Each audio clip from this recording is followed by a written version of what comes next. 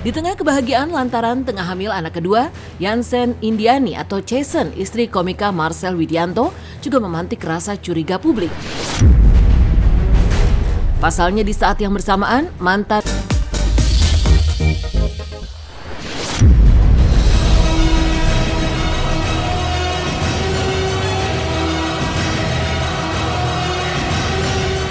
berita-berita panas dari lingkup kehidupan para selebriti tanah air serta berita-berita viral dari jagat media sosial terus bermunculan setiap harinya. Berita-berita tersebut kian menjadi sorotan lantaran heboh diperbincangkan netizen. Mulai dari kerennya Putri Aryani duet bareng Bieber Bryson nyanyi Beauty and the Beast, hingga heboh pengibaran bendera raksasa di Bukit Banyumas. Dan inilah sederet berita heboh di jagat maya yang jadi sorotan versi silet. Kerennya Putri Aryani duet bareng Bieber Bryson di konser David Foster, nyanyikan Beauty and the Beast. Pasca mengguncang panggung America's Got Talent, Putri Aryani terus menebar kehebohan baru lagi. Seperti saat ia tampil di konser komposer dunia asal Amerika Serikat David Foster dan berduet dengan penyanyi kenamaan Amerika Serikat Bieber Bryson. Membawakan lagu original soundtrack film Disney Beauty and the Beast, dan pastinya pujian dari netizen pun mengalir untuk Putri.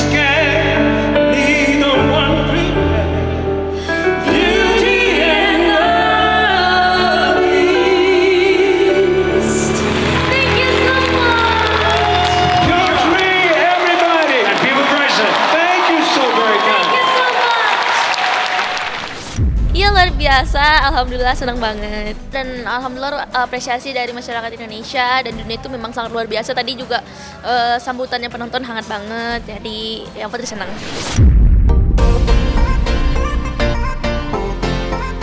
Makin mesra, Cinta Laura bagikan momen manis bareng pacar di sosial medianya.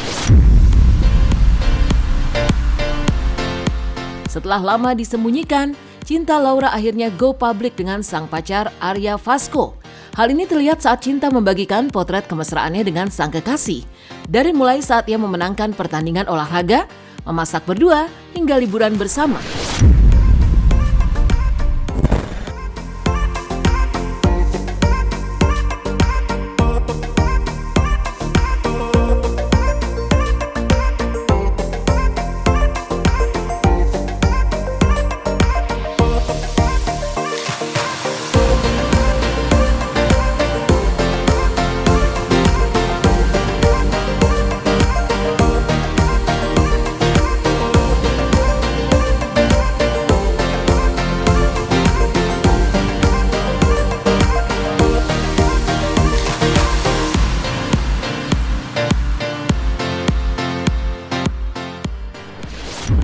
Aku tahu apa yang aku inginkan dan aku sangat bisa menghandle dan memanage segala sesuatu. Tapi kalau udah masuk dalam sebuah relationship, apalagi kalau udah sayang banget, itu sisi ceweknya baru keluar. Nah, benar, itu aku setuju banget. Iya, sisi cewek kita, sisi feminin, sisi yang penurutnya itu baru keluar kalau udah benar-benar sayang. Mungkin kalau ada waktu keluar negeri, tapi sekarang pun setiap aku keluar negeri, orang yang mengikuti aku juga tahu itu buat kerja. Kayak kemarin ke Cannes, untuk Cannes Film Festival, itu kan keluar negeri buat kerja. Sempat beberapa kali ke Bangkok, itu juga buat syuting iklan kerja. Jadi belum ada aku keluar negeri tahun ini untuk me time. Benar-benar semuanya untuk kerja, dan itu selalu padat banget schedule-nya. Benar-benar tidur, bangun tidur, kerja, kerja, tidur. Heboh istri Marcel Widianto hapus foto-foto dirinya setelah umumkan hamil anak kedua. Di tengah kebahagiaan lantaran tengah hamil anak kedua, Yansen Indiani atau Chasen, istri komika Marcel Widianto, juga memantik rasa curiga publik. Pasalnya di saat yang bersamaan, mantan member JKT48 ini tiba-tiba menghapus foto-foto kebersamaannya dengan sang suami, termasuk foto pernikahan mereka. Bersamaan dengan itu, Chasen justru mengunggah potret dirinya saat berada di kolam renang, sambil menyematkan keterangan, "Mari kita mulai hidup yang baru." Ada apa dengan rumah tangga Chasen dan Marcel?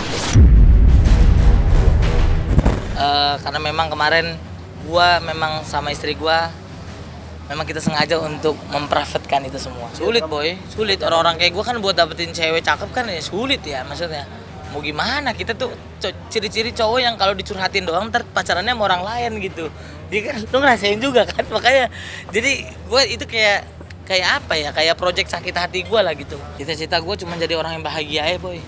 Cuma jadi orang bahagia, maksudnya apa yang gue impikan ya gue bisa capai itu gitu. Jadi nggak muluk-muluk, jadi karena menurut gue percuma kalau lu punya banyak duit tapi lu nggak bahagia gitu. Hebo Ashantia mengaku akan berjuang bersama Pratiwi Novianti yang anak asuhnya diambil Dinsos. Dukungan untuk Pratiwi Novianti, YouTuber yang kini aktif menjadi pemerhati ODGJ dan keluarganya, datang dari Ashanti. Ya, sebelumnya viral anak-anak asuh Pratiwi Novianti diambil oleh Dinsos karena melanggar prosedur dan persyaratan perawatan bayi. Melihat keseriusan dan perjuangan Novi terhadap bayi-bayi tak berdosa itu, Ashanti pun terenyuh dan siap berjuang bersama Novi agar anak-anak asuhnya bisa dikembalikan. Kan kemarin yang diambil 10, ada 5 ini? Di rumah yang satu lagi.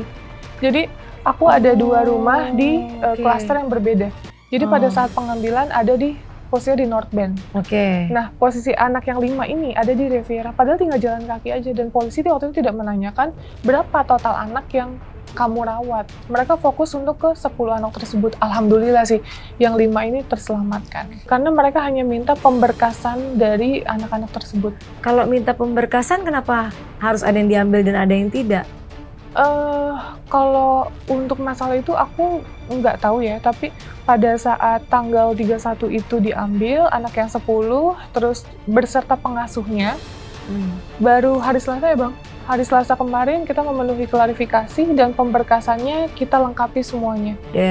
Ditunggu juga dari mungkin dinas sosial dan instansi-instansi lain untuk memberikan klarifikasinya juga, sehingga ditemukan titik terang dalam permasalahan ini supaya kita juga tidak suzon pada mereka, pada pemerintah. Mungkin apa sih yang harus dilakukan buat ke depan kalau orang-orang pengen membantu orang.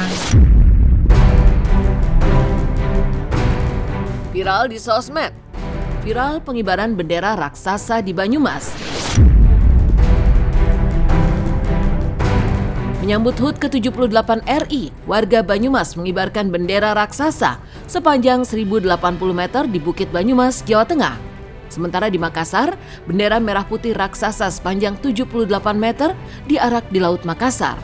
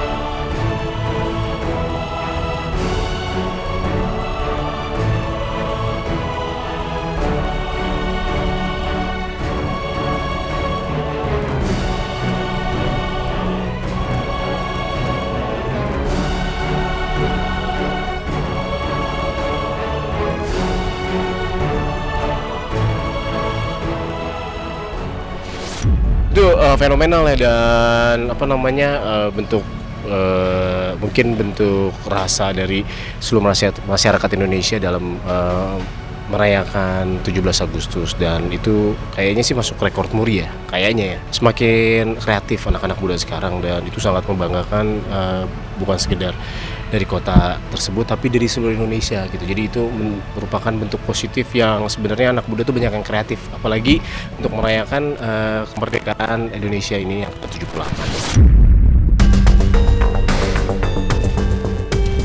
Sedihnya momen seorang anak bawa foto almarhumah ibunya ke acara pernikahan sang kakak.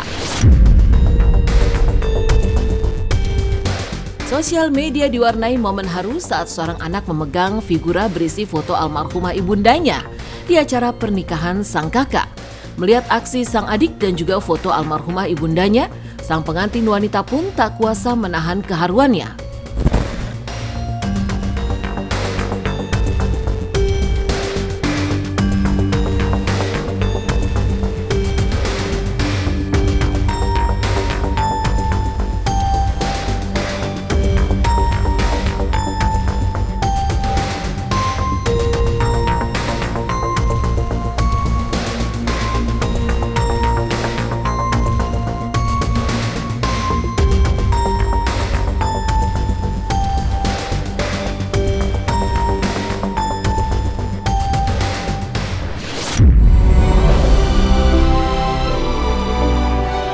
Satu kali lagi kemoterapi, Nunung bakal sembuh dari kanker payudara.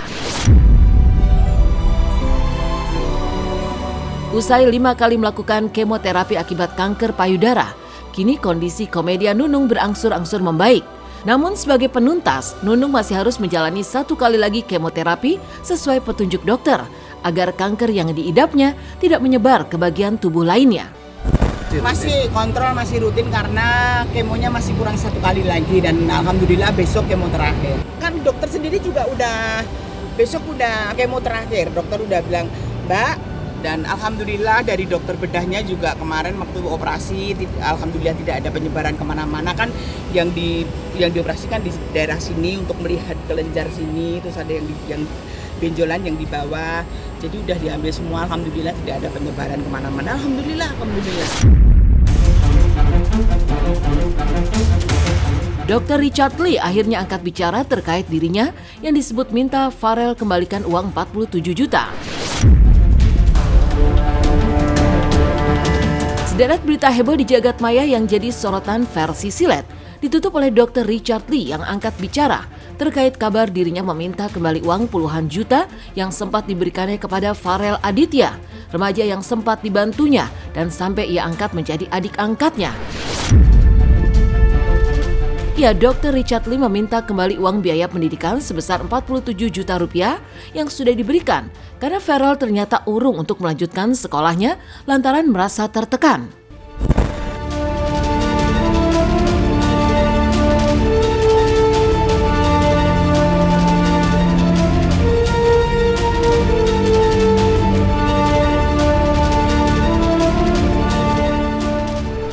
Semua hutang dia dan hutang neneknya itu semuanya aku bayarin semua. Jadi udah clear nih, semua dibayarin nih. Dia ke Palembang, itu aku bayarin tiket pesawatnya semuanya, nginep di hotel untuk transit di Jakarta, lalu pindah ke Palembang. Semua perjalanan itu aku bayarin. Dan aku bayarin dia sekolah, itu di SMA sampai 1, salah satu sekolah terbaik di Palembang, itu sampai dengan 15 juta plus. Jadi semuanya sudah dibayar lunas, semuanya. Beliin baju dan lain sebagainya. Dan pada suatu ketika, dia bilang dia mau berhenti sekolah. Itu mengejutkan aku banget sih, karena sekolahnya itu belum sampai 1 minggu. Kalau aku nggak salah baru masuk 3 atau 4 hari gitu ya. Bayangkan 3 atau 4 hari masih masa adaptasi banget. Dia bilang dia mau berhenti sekolah. Dan ketika semuanya sudah dibayarin, ya menurut kalian apa responku? Masa aku bilang, punten, monggo Farel silakan berhenti sekolah? Ya nggak mungkin lah. Pasti aku marah, pasti aku akan tegur. Dia tetap bilang, keputusanku sudah bulat Kak untuk berhenti. Enak banget dalam hatiku. Kalau kamu mau berhenti sekolah boleh, kamu ganti dulu uangku, aku bilang kan. Karena banyak uang yang sudah aku habiskan, 47 juta. Tujuannya apa? Apakah aku suruh dia ganti? Aku tahu dia nggak punya duit. Dan tidak mungkin Farel bisa mengganti uang tersebut. Maksud tujuanku adalah, ya kalau misal kamu nggak bisa ganti, ya udah belajar aja di situ, kayak gitu kan. sebenarnya saya malu sih dan malas bahas tentang ini sih sebenarnya. Dan menurut saya ini juga permasalahan kan saya nganggap dia sebagai adik angkat saya kan. Dan aku juga nganggap ya sebagai keluarga harusnya ini nggak perlu ada masalah tuh nggak perlu dikontenin atau nggak perlu, ya biasa sih kalau ada masalah kayak gitu kan.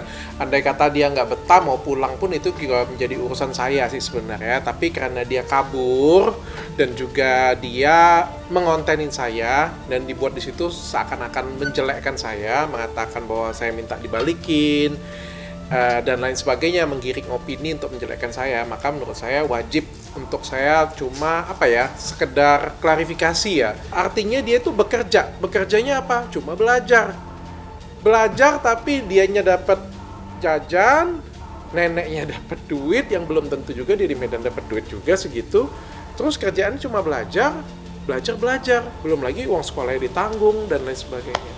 Ya, makanya aku sangat kecewa banget saya bisa kejadian seperti ini. Berapa waktu dia ada ngobrol dengan aku, dia ada curhat soal sekolahnya nggak betah katanya kan. Tapi aku juga kan bukan orang yang kosong banget kerjaanku kan. Padahal sebenarnya kalaupun aku marah pada waktu itu adalah suatu hal yang wajar sih menurutku.